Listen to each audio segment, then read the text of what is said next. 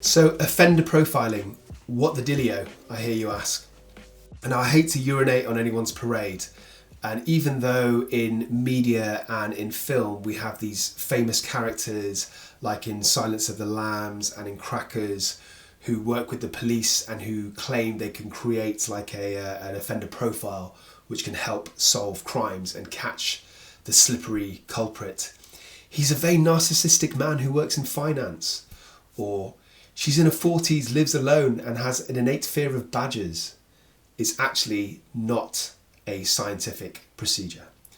It reminds me of Mindhunters on Netflix, which I personally enjoyed, but it's really important to understand that it's just entertainment, folks.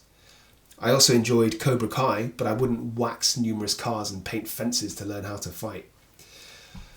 Psychological profiling is a method of identifying suspects by looking at a person's mental, emotional and personality characters. And it's based on the way they have committed certain previous crimes or acts and what they've left at previous crime scenes. But all offender profiling is theoretical. It's all subjective and the personal opinion of one particular psychologist. There's no actual scientific proof that any of it is actually effective, and there's no studies to show this. The reason why it's a flawed pseudoscience is because it relies on two particular assumptions: behavioural consistency within and between offenders. This is the idea that an offender's crime follows a predictable pattern, and also that one offender's behaviours tends to be similar to another. Malcolm Gladwell, who you might have heard of, he's like a media psychologist, and I dig some of his work, compared offender profiling to astrology. Shout out to Malcolm. Clearly, some offences do follow demographic patterns.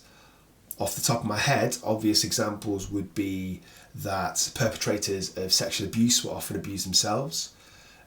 People who witness violence in their childhood and adolescence are more likely to be violent themselves. Far more men than women commit rape. Drug addicts are more likely to commit burglary and robbery. Youths in certain areas of South London are more likely to carry knives. Bearded brown men have committed more terrorist atrocities than some other demographics. Not me though, I'm cool. But this is hardly groundbreaking or cutting edge science, right? It's obvious and there's not enough specifics to build a profile of any one individual. And, as I've learnt from my own experience of assessing crimes perpetrated by people with mental illness, people can be unpredictable, especially if they have symptoms of florid psychosis. So some people might fit a particular profile, but there's always exceptions. For example, most perpetrators of violence are males in their teens or 20s, but I've personally assessed more than one woman in her 60s who's been remanded in prison due to fairly severe violence. Also, criminal profiling is unregulated. There's no government body which determines who and who is not qualified to be a profiler, so anybody can call themselves a criminal profiler. There's no grueling training and assessments and qualifications like the stuff I had to do to become a forensic psychiatrist. Not that I'm bitter, I love relentless exams.